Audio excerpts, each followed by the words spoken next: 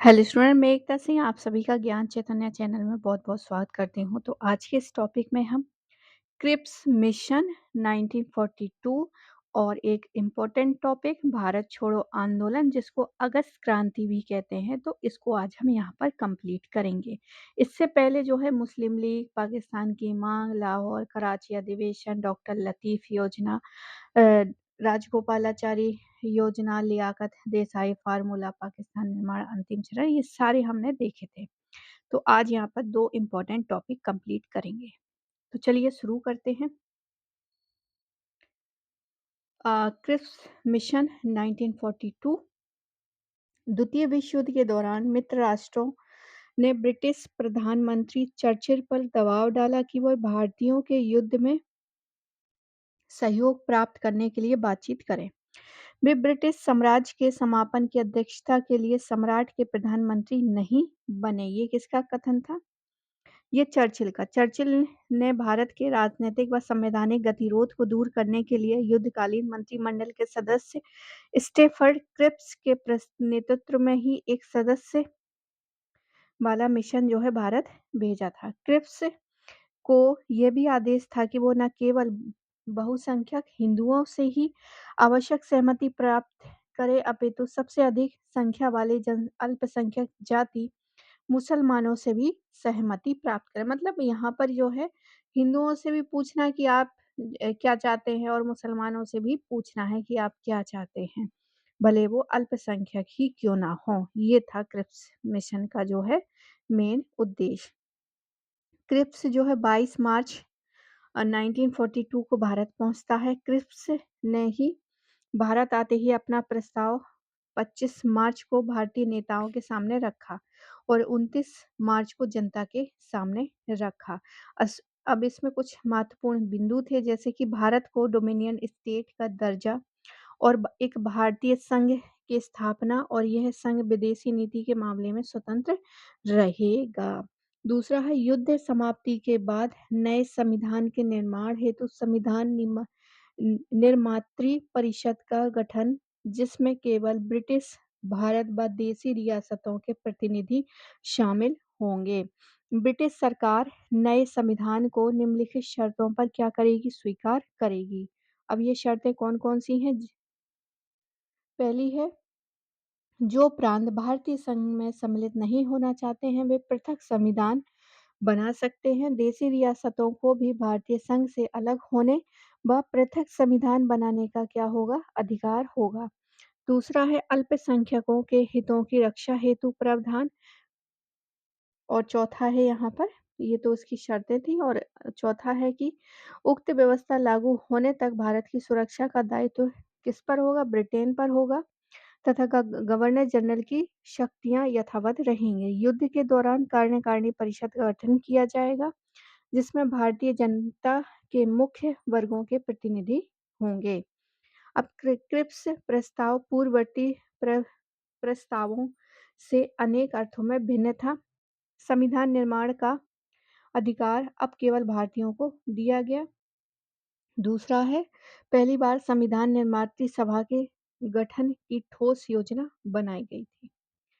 आगे देखते हैं, प्रांतों को पृथक संविधान बनाने का अधिकार देकर अप्रत्यक्ष रूप से भारत के विभाजन को स्वीकार किया गया। भारतीयों को प्रशासन में पूरी भागीदारी दी गई।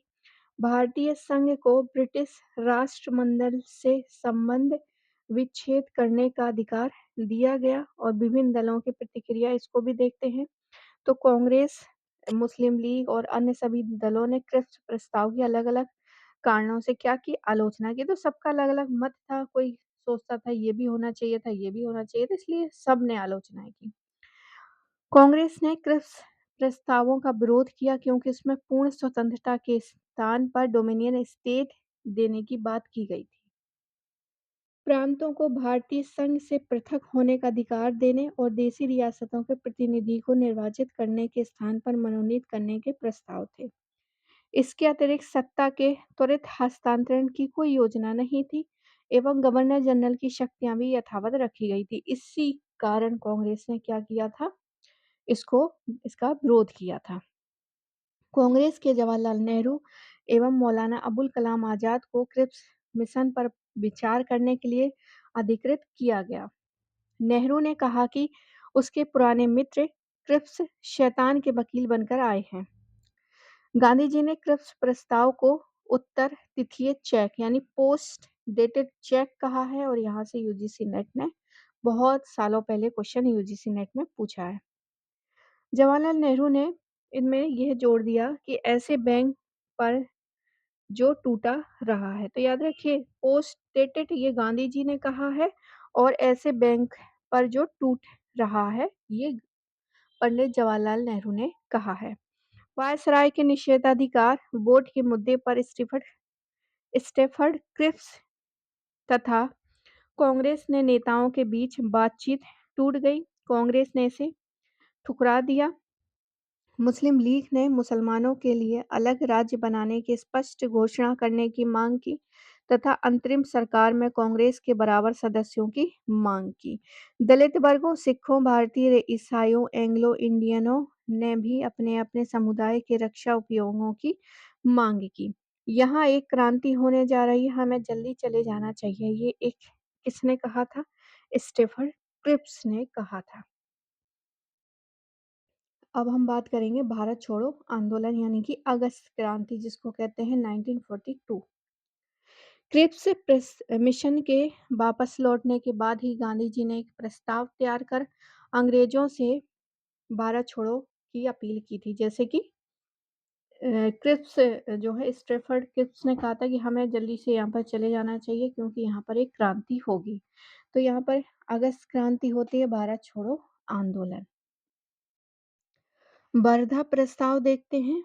तो 14 जुलाई 1942 को वर्धा में आयोजित कांग्रेस कार्य समिति की बैठक में भारत छोड़ो आंदोलन का प्रस्ताव पारित किया गया।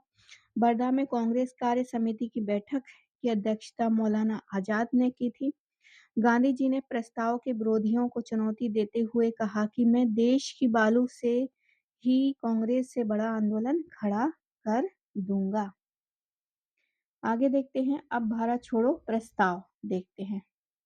8 अगस्त 1942 को बंबई में ग्वालियर टैंक मैदान में मौलाना आजाद की अध्यक्षता में हुई अखिल भारतीय कांग्रेस कमेटी की बैठक में अंग्रेजों भारत छोड़ो का प्रस्ताव नेहरू ने पेश किया और ये प्रस्ताव पारित हुआ। भारत छोड़ो आंदोलन प्रस्ताव का आलेख यानी ड्राफ्ट गांधी जी ने नेहरू एवं मौलाना आजाद के सहयोग से तैयार किया तथा प्रस्ताव का समर्थन सरदार पटेल ने किया। वर्धा प्रस्ताव को मंजूरी बंबई में दी गई। 8 अगस्त 1942 को बंबई के ग्वालियर टैंक मैदान में कांग्रेस का झंडा अरुणा आसफ अली ने फहराया था। भारत छोड़ो का नारा यूसुफ मेहर अली ने दिया था। तो याद रखिए बहुत इंपॉर्टेंट है ये वाला फैक्ट कि भारत छोड़ो आंदोलन का नारा किसने दिया था? यूसुफ मेहर अली ने दिया था। महात्मा गांधी ने हरिजन पत्रिका में लिखा कि भारत में अंग्रेजों की उपस्थिति जापानी आक्रमण को दावत देगी, अतः गांधी जी ने भारत को ईश्वर के हाथों में छोड़ जाने की अपील की है। गांधी जी ने इसे अगस्त संकल्पना कहा है। अब यहाँ पर कुछ पॉइंट है जैसे कि भारत छोड़ो आंदोलन शुरू करने का प्रस्ताव वर्धा में 14 जुलाई 1942 को रखा गया था। अंग्रेजों भारत छोड़ो का प्रस्ताव बंबई में 8 अगस्त 1942 को रखा और भारत छोड़ो आंदोलन 9 अगस्त 1942 को बंबई में प्रारंभ हुआ था। अब आंदोलन प्रारंभ देखते हैं। तो 9 अगस्त 1942 से भारत छोड़ो आंदोलन की शुरुआत होती है। गांधी जी ने करो या मरो का नारा दिया। लाल बहादुर शास्त्री ने मरो नहीं मारो का नारा दिया था। तो यहाँ पर याद रखिए करो या मरो गांधी जी का नारा था और लाल बहादुर शास्त्री का मरो नहीं तो मारो ये नारा था। गांधी जी ने भारत छोड़ो आंदोलन का आह्वान करते हुए कहा कि मैं आपको एक छोटा सा मंत्र देता हूँ, ये आप अपने हृदय में अंकित कर सकते हैं और ये मंत्र है करो या मरो।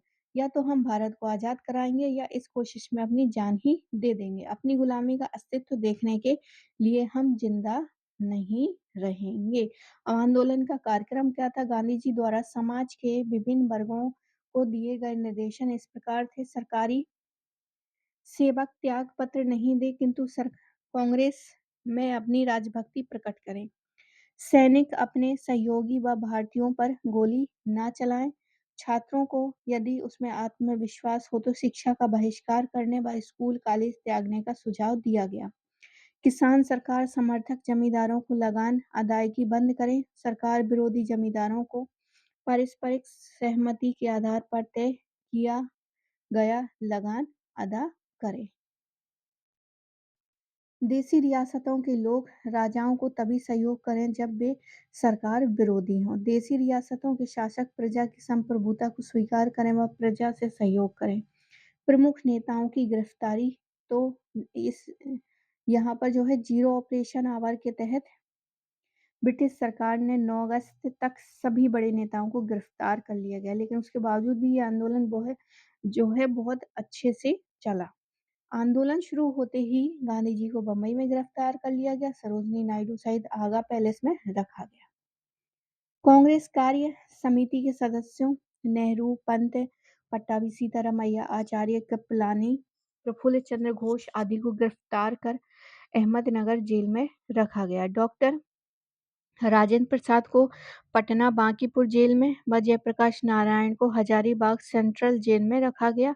जयप्रकाश जेल तोड़कर फरार हो गए व भूमिगत होकर आजाद दस्ता का गठन करते हैं। हजारीबाग सेंट्रल जेल तोड़कर जयप्रकाश नारायण के साथ योगेंद्र शुक्ल भी फरार हो गए, लेकिन बाद में योगेंद्र शुक्ल को मुजफ्फरपुर में गिरफ्तार कर पटना लाया गया।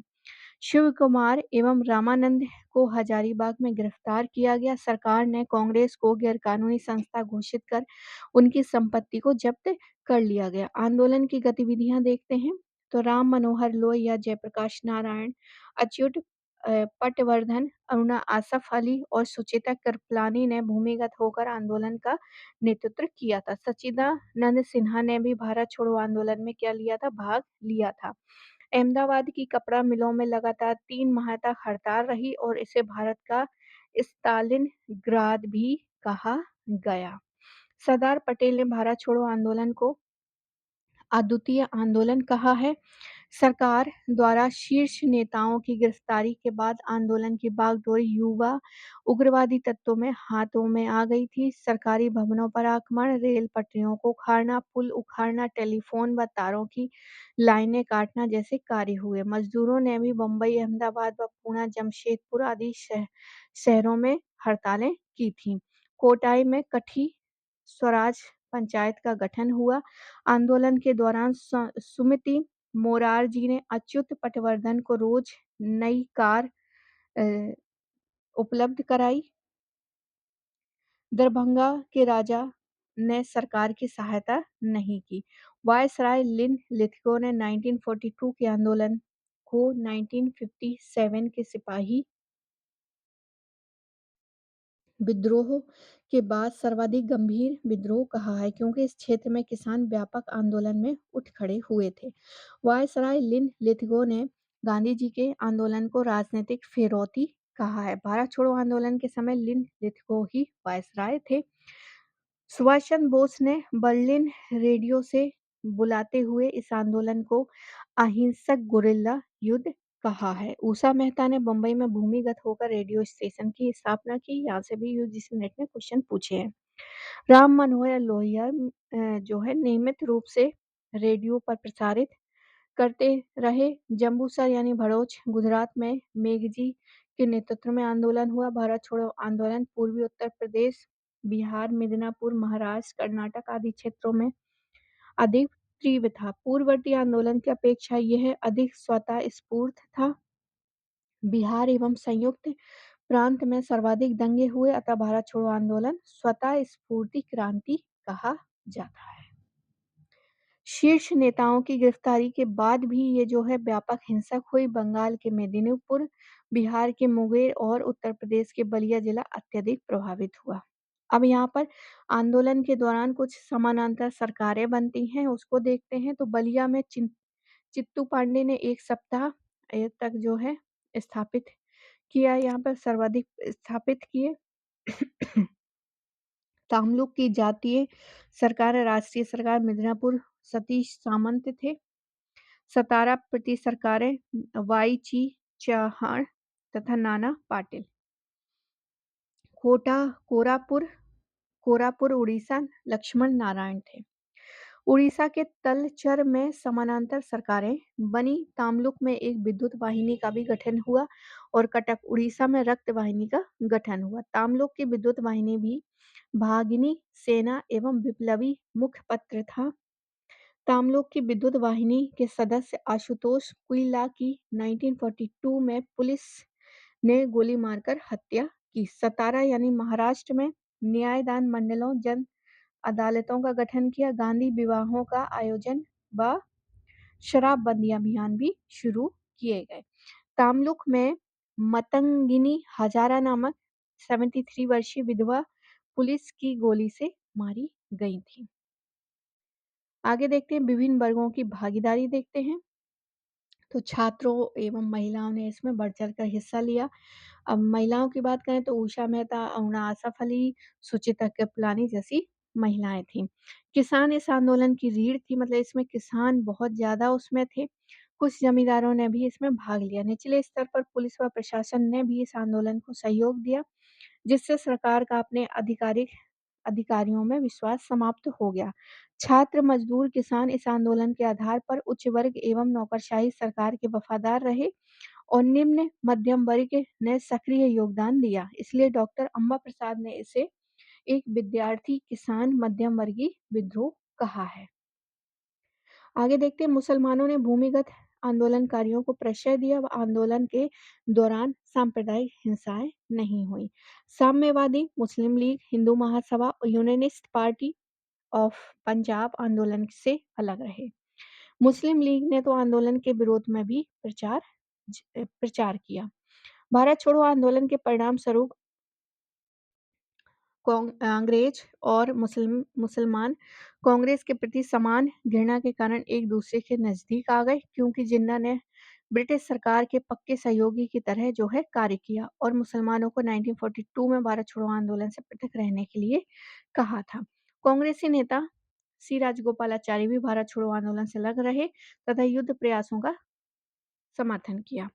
राष्ट्रीय स्वयंसेवक संघ भी 1942 के भारत छोड़ो आंदोलन से पृथक रही, क्योंकि 1940 और 47 में स्वतंत्रता तक संघ ने किसी भी राष्ट्रीय आंदोलन में भूमिका नहीं निभाई।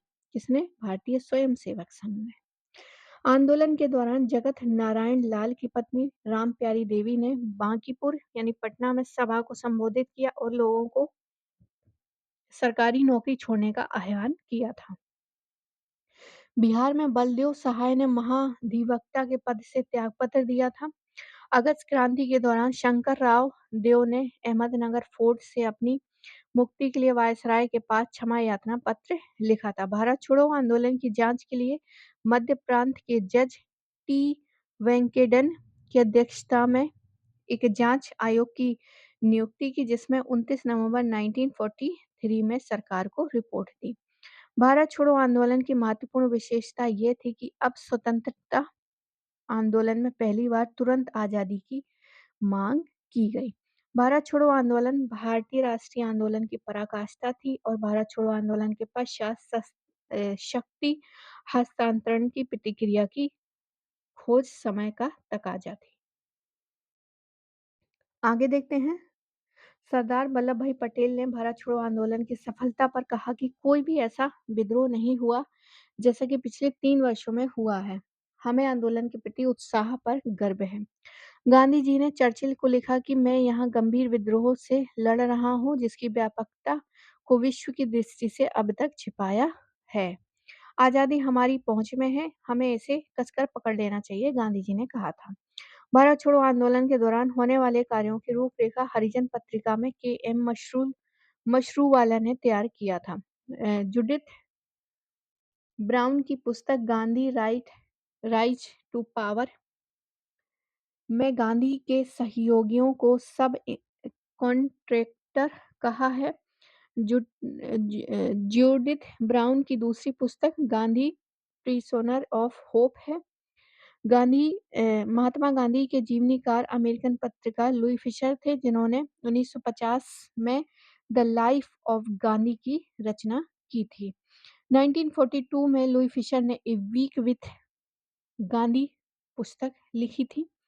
लुई फिशर भारत छोड़ो आंदोलन में उपस्थित थे। ब्रिटिश सरकार ने भारत छोड़ो आंदोलन को कांग्रेस विद्रोह की संज्ञा दी, जबकि कांग्रेस ने इसे सरकार द्वारा लोगों को असहाय तनाव में रखने की सहज प्रतिक्रिया बताया। भारत छोड़ो आंदोलन के समय लॉर्ड वेवेल भारत के प्रधान सेनापति थे। आगा खां पैलेस में गांधी जी, इसको देखते हैं। तो सरकार ने गांधी जी पर इस बात के लिए दबाव डाला कि वो आंदोलन में हो रही हिंसा की निंदा करें, किंतु गांधी जी ने सरकार को मना कर दिया और कहा कि हिंसा के लिए सरकार की दमनकारी नीतियां ही उत्तरदायी है। गांधी जी ने सरकारी दमन के विरोध में फरवरी 1943 में 21 दिन का उपवास प्रारंभ किया। इससे गांधी जी का जीवन खतरे में पड़ गया। जब सरकार ने गांधी जी को रिहा करने से मना कर दिया, तो इस फैसले के विरुद्ध गवर्नर जनरल की कार्यकारिणी परिषद के 3 भारतीय सदस्य एच.पी. मोदी, एम.एच. आणे और एन.आर. सरकार ने अपने पद से त्यागपत्र दे दिया। यहाँ तक कि आगा खां पैलेस में नजरबंद गांधी जी का दाह संस्कार करने का भी प्रबंध सरकार ने कर लिया था। ऑपरेशन रूबिकॉन आगा खां पैलेस में गांधी जी के उपवास, आमरण अनशन से संबंधित कूट शब्द था, जिसके तहत अंग्रेजों के द्वारा गांधी की मौत का इंतजार किया जा रहा था और उनकी सूचना विभिन्न प्रांतों में कूड़ या कोड के माध्यम से दी जाती थी। 15 अगस्त 1942 को गांधी जी ने निजी सचिव महादेव देसाई का आगा खां पैलेस में निधन हो गया। 1944 में गांधी जी की पत्नी कस्तूरबा का आगा खां पैलेस में निधन हो गया। आगे देखते हैं।